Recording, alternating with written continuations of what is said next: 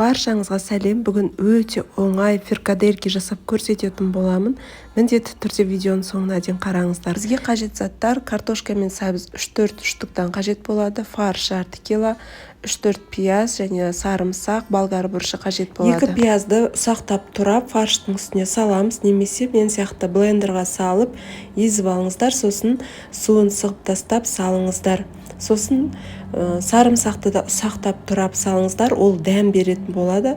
Сосын бір жұмыртқаның ағын салып, тұз, қара бұрышты салып, қолымызбен жақсылап біріктіріп аламыз. Сосын міндетті түрде астынан үстіне қарай осылай жасап алыңыздар. Сол кезде фарштарың шашылып кетпейтін болады. Орташа көлемде осылай домалақ жасап, тоңазытқышқа қойып қоямыз. Енді қалған көкөністерімізді турап аламыз. 2 пиязды турап және сарымсақты ұсақтап турап аламыз. Сәбізді де орташа көлемде турап алыңыздар, және болгар бұрышында 4 бұрыш қып турап алыңыздар. Картошканы да міндетті түрде 4 бұрыш қып тураңыздар, сол кезде сорпаларыңызда әдемі көрінетін болады.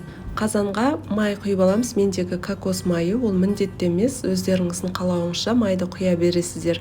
Және сарымсақ пен пиязды салып, қызартып қуырып аламыз. Үстіне сәбізді салып, тағы да араластырамыз. Картошканы салып, болгар бұрышын салып, жақсылап қуырып алыңыздар. Сол кезде сорпаның дәмі кіреді, әдемі болып шығады.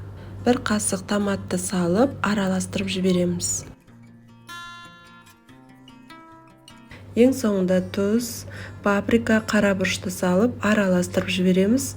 Сосын суды құйып, бетін жауып, қайнатып аламыз. 10-15 минуттай қайнағаннан кейін жаңағы фрикаделькиларымызды алып, үстіне саламыз. Барлығын салып болғаннан кейін тағы да бетін жауып, қайнатып аламыз. Жарты сағатта қайнап пісетін болады. Міне тамағымыз пісті. Осылай міндетті түрде жасап көріңіздер. Сіздермен болған Зарина, маған тіркелуді ұмытпаңыздар.